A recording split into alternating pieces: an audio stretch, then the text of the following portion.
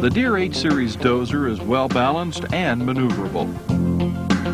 It's built tough so you can rely on it day after day.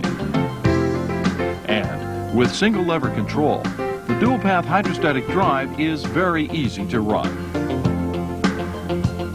The dozer is comfortable to keep you productive during those long days. It's a world-class unit manufactured in a certified ISO 9001 factory. It's very easy to service. Plus, the 8 Series is built with your safety in mind, not only for the operator, but for others working around the machine. In the next few minutes, we'll see how this concern for safety is incorporated into the everyday maintenance and operation of the Deere 8 Series dozer.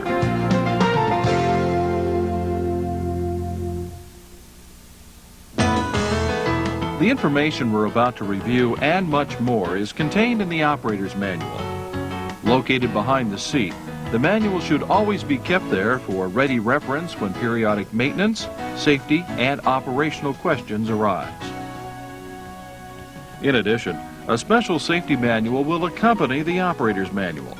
It's your responsibility as the operator to read and become familiar with both before operating the machine.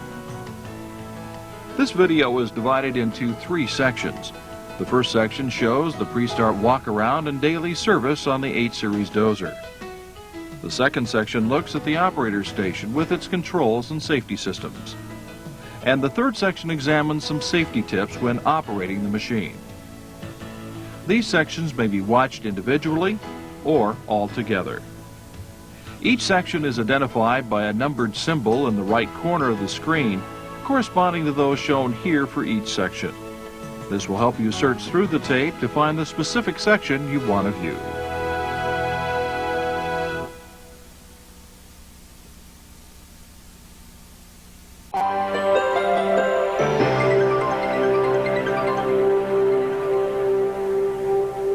Daily service begins at the left rear side of the machine. Although we're using a 450H, the checks and service locations are the same or nearly the same for all 8 Series units. Inside the left door, you have access to the master electrical shutoff switch and batteries. When charging or removing the batteries, disconnect the ground or negative cables first. This helps prevent damage to the electrical components and lessens the potential for sparks that could ignite battery gases. Also, inside the left door, you have access to the transmission filter, and you can check the transmission oil level through a convenient sight gauge. The sight gauge has a scale for cold oil and a scale for warm oil. Read the appropriate scale as it applies to the machine's present operating temperature.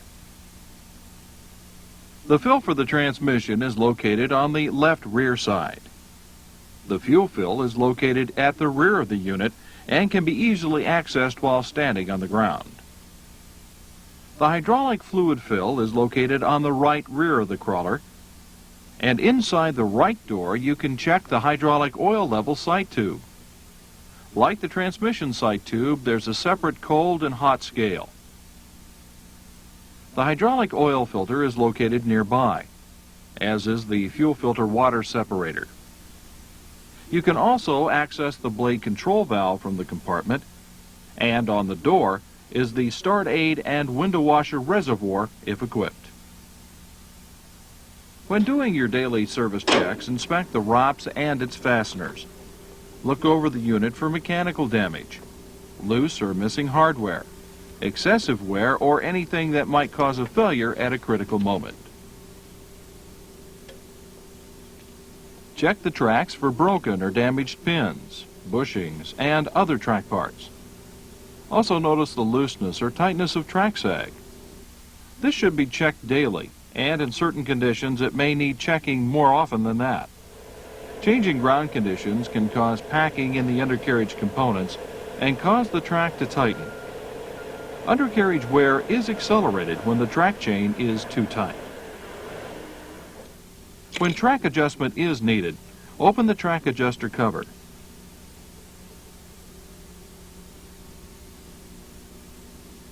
To increase track sag, loosen the check valve and allow grease to escape. Be careful not to let grease escape too fast.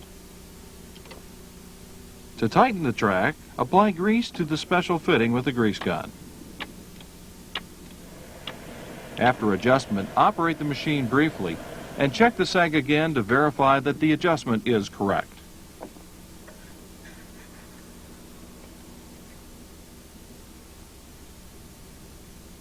As you walk around the front of the machine, check for trash in the grill area that could cause overheating.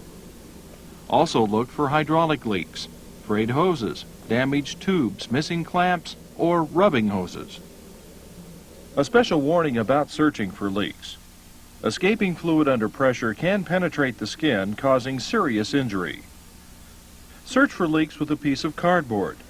If an accident occurs, see a doctor knowledgeable in the treatment of injection injuries immediately. Extended engine service requirements, such as the oil filter or fuel filter, are accessed through the right engine side shield. With the left side shield removed, you have access to the starter. The starter connections are shielded to discourage dangerous bypass starting.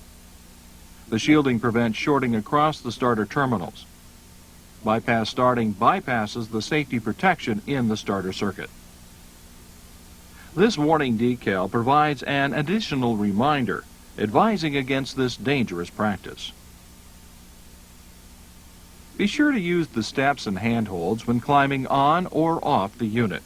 More people are injured by falls in this way than any other single cause. It's important that you face the unit and maintain at least a 3-point contact, 2 hands and a foot, or 2 feet and a hand. Daily engine maintenance access is through a door on the engine hood. A periodic maintenance chart here provides a breakdown of service requirements at specified intervals. It includes a diagram showing the service checkpoints on the machine. This information is also found in the operator's manual. In this area, the engine oil check can be performed. If necessary, oil can be added through this tube. The engine coolant level can also be checked here. A coolant recovery tank provides easy access to the coolant level. The condition of the upper radiator hose and fan belt is monitored in this location. You can also see the guard around the fan. And when required, the air cleaner element can be removed through this opening. Before operation, check and lubricate all dozer and cylinder pivot joints. Refer to the operator's manual or the periodic maintenance chart for lubrication locations and intervals. H-Series dozers have excellent visibility. With units equipped with a cab, be sure to take a moment to clean the glass so you can see better where you're going and who's around you. Also, a clean operator station goes a long way in promoting safe operation. This includes keeping things clear of the pedals and levers. This concludes the pre-start inspection and daily service of the machine. For your convenience, a pre-start inspection checklist is printed in your operator's manual.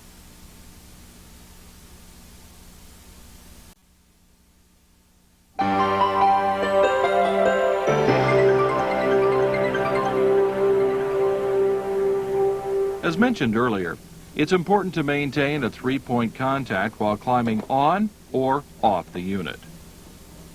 For comfort during a long day's work, the seat is easily adjusted. The seat can be adjusted for height with this lever in front. Turning the knob controls the weight setting. Front seat angle can also be adjusted. And of course, there's fore and aft movement for leg length. The seat back angle can also be adjusted to your liking. Plus, there's a lumbar adjustment to provide additional comfort. The armrests can be adjusted to satisfy your need for support while working the transmission and dozer controls. A seat belt comfortably and securely holds you in the seat. In the event of an overturn, that's where you want to stay. For these reasons, the seat belt should be kept in proper working order. Be aware of its condition and replace when necessary at least every 3 years regardless of appearance. Before operating any machine, you need to become familiar with the operating controls and instrumentation. On the forward console are the key switch, under-seat heater switch if equipped, hour meter, light switch, and start aid button if equipped. The machine may have either a full complement of gauges like this deluxe model, or 2 gauges with the standard console. Either way, there's a monitor panel with a number of system indicator lights and a red stop light with audible alarm. Turning the key switch to on will bulb check the system. During operation, if an indicator light comes on, a problem is developing in the system that is illuminated. It's not necessary to stop the engine, but the cause should be investigated as soon as possible. If the red stop engine indicator flashes and the alarm sounds, stop the engine immediately and investigate the cause. On the left side of the front console is the park lock lever. This lever must be in the raised lock position to start the engine.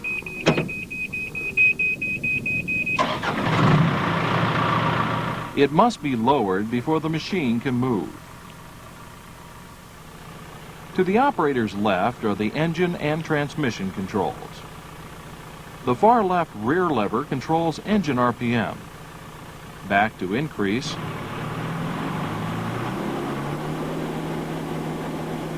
Forward to decrease. In front of that is the horn button.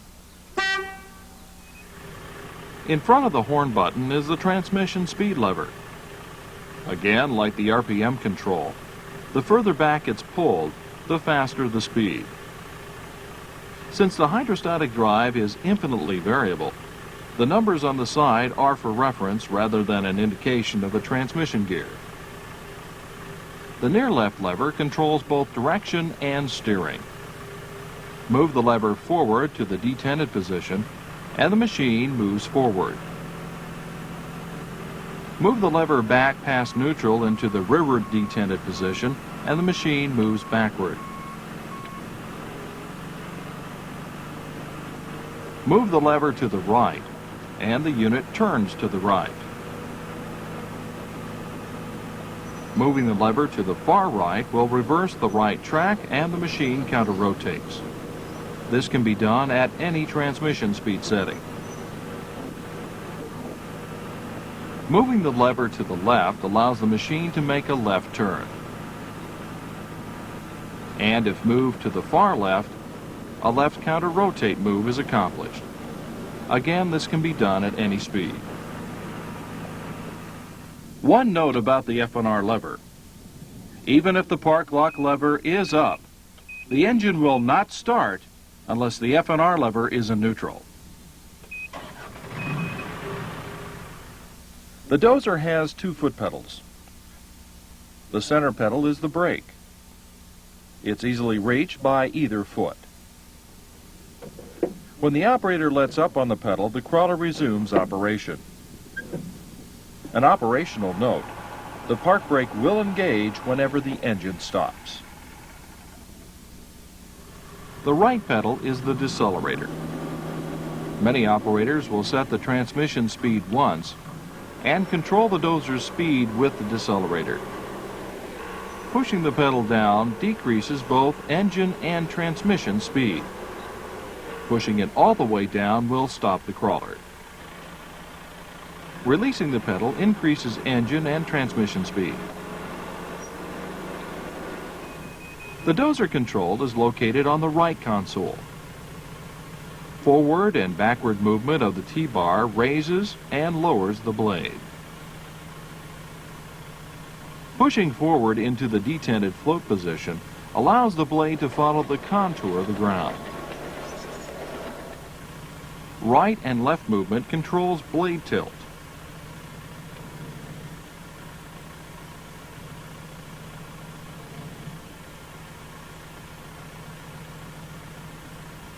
Twisting the T-bar angles the blade.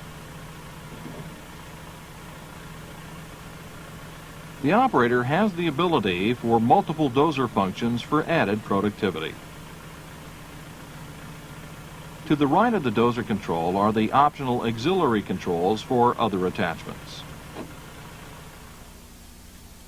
By removing a panel below the dozer control, access is gained to the fuses. One other point. Your dozer comes equipped with a mirror to help you keep track of who and what are around you. Units equipped with an underseat heater have the control, as we saw earlier, on the dash. Units equipped with cabs have additional controls in the headliner. On the left are the window wipers and washer controls. In the center is the radio, if equipped, and on the right are the controls for the air conditioner, if equipped. Although the cab is pressurized, the windows in the cab can be opened for cross-ventilation. The doors also can be opened during operation if desired. This brings us to the end of the Controls and Safety Systems section. Be sure to review and understand the operator's manual to become more familiar with the machine controls and features before operating.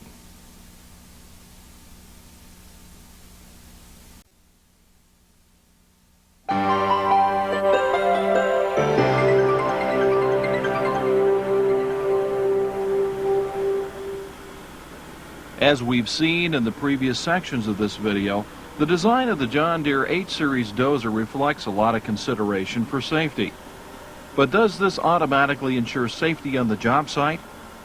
There are many pieces of safety equipment on the dozer, but there is no assurance that the safety equipment will get the job done unless you use it. As we've seen, one of the most important pieces of safety equipment is your seatbelt. Buckle up before you start work. The rollover protective structure by itself does not assure your safety in the event of an overturn. If you're not wearing your seatbelt, you could be thrown and crushed, possibly by the ROPS itself. Don't operate under the mistaken impression that if a machine overturns, you can hold on or jump free. That impression may be fatal. Before starting out, make a quick check of the operational controls. It's better to take a moment now than to find out at a critical moment when it's too late to avoid an accident.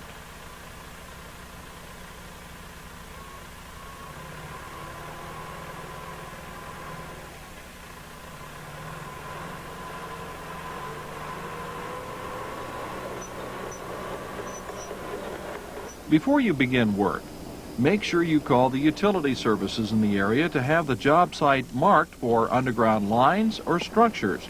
In most areas, there's a free or low-cost one-call locator service. It's better to take a little time before the project begins to know what you may encounter. If you doze or rip through a gas pipeline or an electrical line, you could be losing more than a little time. As was mentioned, it's up to you to use your safety equipment, and it's also up to you to use good safety judgment. As the operator, you have the primary responsibility for the actions of the dozer. Always think about what you have to do before you do it. Never stop thinking about what is the safe thing to do, not only for yourself, but for those people around you. This brings up another important point. There is only one seat and seat belt in the dozer, and that's for you, the operator. These machines are not designed for riders. And when working in close areas, reduce your speed. You never know what might pop out in front of you or in back of you. Even though the backup alarm is sounding, you still need to look behind you before and while backing up.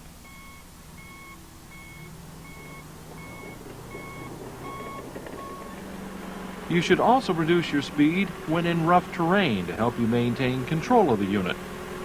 Cross over obstructions at an angle. Ease up to the breakover point. Balance slowly on the obstruction and ease down to minimize the impact. On gradual slopes, work parallel to the slope. The dirt will fall to the lower side of the slope in a windrow. This will help hold the crawler from sliding down. On steeper slopes, work diagonally. starting from the base of the slope working upwards. Another point about working on slopes is that the hydrostatic transmission for each track provides for constant power even when turning. The result is that steering on a slope is the same as steering on flatter ground. The dynamic braking characteristics of the hydrostatic transmission prevents freewheeling of the unit when working on slopes. When not dozing, always travel at slow speeds with the blade as low as possible. It's important to be careful when working close to a trench to avoid a possible cave-in and accidental machine overturn.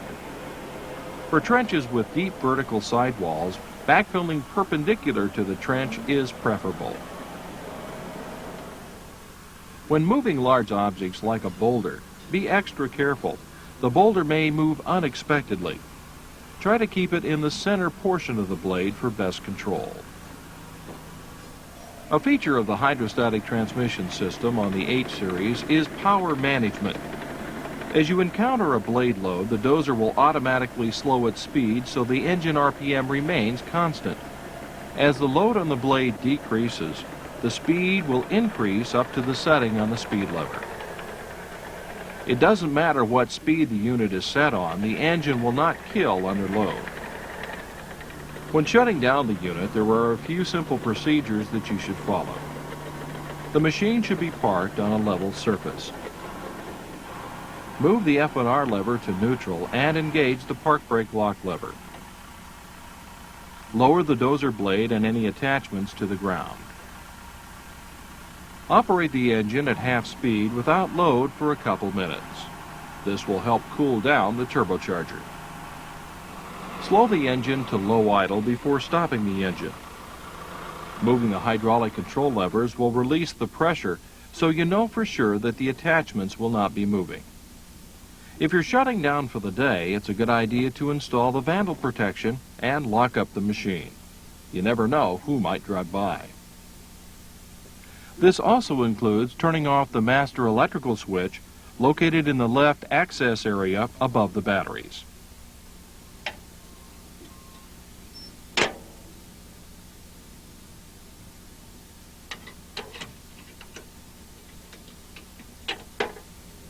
If you plan to haul the unit, you should use extreme caution when loading it on or off a trailer.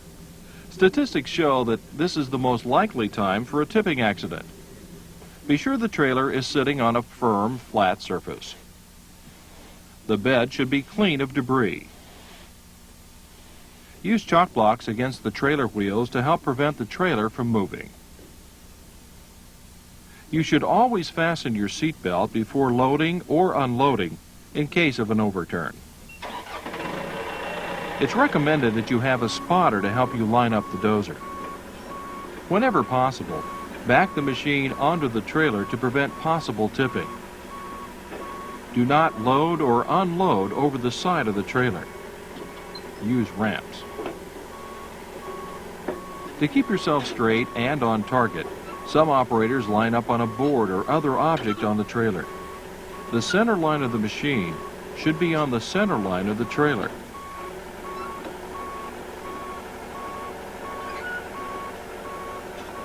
The unit should also be balanced fore and aft on the trailer.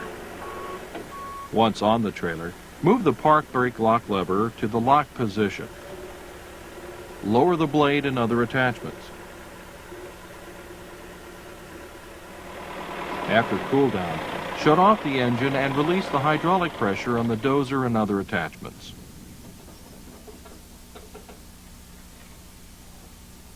As before, lock up the unit against vandalism.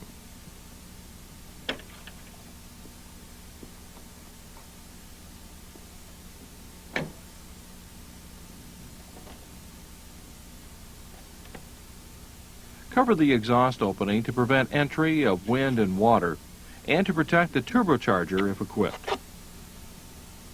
Fasten each corner of the machine to the trailer with a chain or cable with appropriate load binders. Before you haul the machine, be sure of its overhead height to the ground. It's better to know your limitations beforehand rather than learning the hard way after you hit something. As we've seen, John Deere 8 Series dozers are equipped with many safety features and systems, but it's up to you, the operator, to use them. You have to think about every move you make before you make it. It doesn't matter how much experience you have. It only takes one mistake to make the difference in your life or in the lives of others. Statistics show that of all the accidents reported, over 90% of the operators hurt or killed were listed as experienced. Accidents don't always happen to the other guy. That other guy can be you.